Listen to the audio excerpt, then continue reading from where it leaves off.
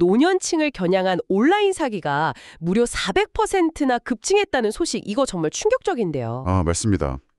그 400% 증가라는 게요. 팬데믹 이후에 우리 사회 어르신들이 이 디지털 환경에 얼마나 취약하게 노출되어 있는지 그걸 아주 극명하게 보여주는 지표죠. 그러게요. 근데 사기 수법도 점점 교묘해진다면서요? 네, 맞아요. 신뢰를 먼저 쌓고 접근하는 그런 암호화폐 투자 사기 있잖아요. 소위 돼지 도살 방식이라고 부르던데. 아, 네. 그리고 뭐 기술 지원을 해준다고 속이는 수법도 여전하고요. 신뢰를 이용한다니 그게 더 악질적이네요. 자메이카 남성이 미국으로 송환된 이례적인 사건도 있었죠. 네네. 셰르웨인 벨린판티 사건이요.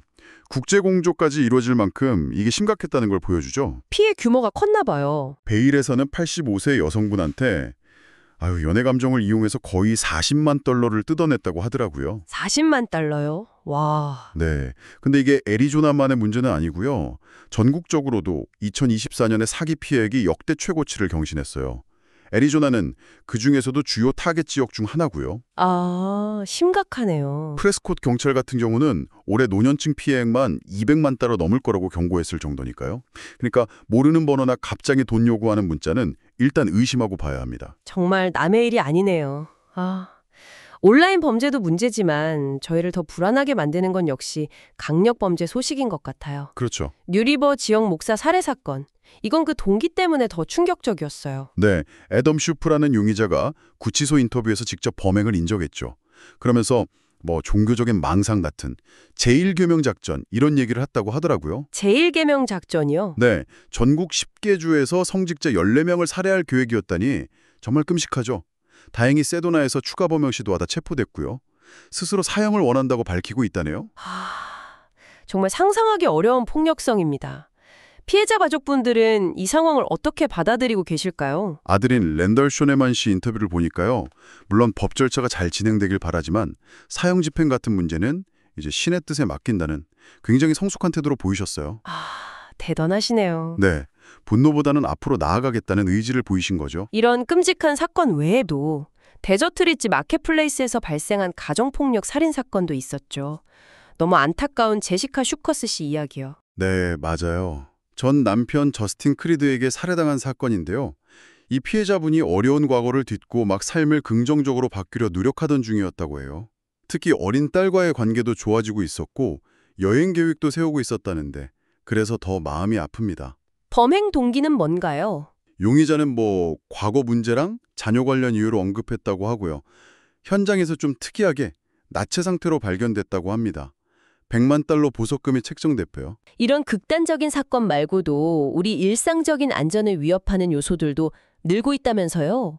우편 배달원 분들 고충이 크다고요. 네. 그렇습니다. 애리조나에서 우편 배달원을 향한 개물림 사고가요. 작년보다 거의 30% 가까이 늘었대요. 30%나요? 네.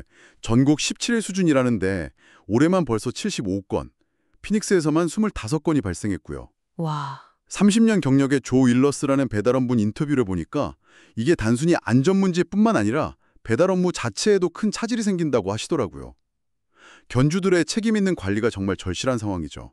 집을 찾고 계신가요? 애리조나주 김지민 부동산 에이전트와 상의해보세요. 믿을 수 있는 부동산 전문가, 여러분의 든든한 파트너가 되어드립니다. 김지민 부동산, 함께라면 안심입니다. 469-999-1435로 문의주세요. 특히 가계부채 문제가 심상치 않다고 들었습니다. 네, 그 문제가 좀 심각합니다. 피닉스 주민들의 신용카드 부채 총액이 무려 88억 달러에 달한다고 해요. 88억 달러요? 네, 가구당 평균으로 따지면 한 14,580달러 정도 되는데 특히 길버트 지역은 가구당 부채가 거의 19,000달러에 육박해서 전국 상위 10위 안에 들 정도랍니다. 아니, 왜 이렇게 부채가 많은 거죠? 이게 단순히 씀씀이가 커졌다기보다는요. 아시겠지만 물가는 계속 오르는데 임금은 그걸 못 따라가니까 생활비 부족분을 카드로 메우는 경향이 짙어진 결과로 보여요. 연체율도 오르고 있고요. 생활고가 빚으로 이어지는 악순환이네요. 그렇죠. 그래서 원래 터부 같은 데서는 최소 결제액만 내지 말고 좀 허리띠 졸라매더라도 상환 계획을 세우라고 조언하죠. 비상자금 마련도 중요하고요. 이런 상황에서 또 연방 예산안 논의는 불확실성을 더하는 것 같습니다. One Big Beautiful Bill 말이죠. 아, 네. 맞습니다. 그 예산안이 세금 감면, 군비 증강, 국경 안보 강화 이걸 목표로 하는데 재원 마련 방안으로 스냅, 그러니까 푸드 스탬프랑 메디케이드 예산을 거의 1조 달러 삭감하는 안을 담고 있어서 논란이 아주 큽니다. 1조 달러 삭감이요? 와, 이게 현실화되면 애리조나에도 영향이 크겠는데요? 네, 직접적인 영향이 예상되죠. 당장 먹고 사는 문제랑 직결될 수 있으니까요. 구체적으로 어떤 영향이 있을까요? 예를 들어 라빈 학군의 제니퍼 고든 영양 담당관이 지적했듯이요. 스냅 자격 요건이 강화되면 저소득층 아이들이 학교에서 무료나 할인 급식을 받기 어려워질 수 있다는 거죠. 아, 급식 문제요? 네, 이미 스코시데일 통합학군은 비용 상승 때문에 8년 만에 급식비를 올렸다고 하고요. 정치권 입장은 어떻습니까? 이게 좀 갈리는데요.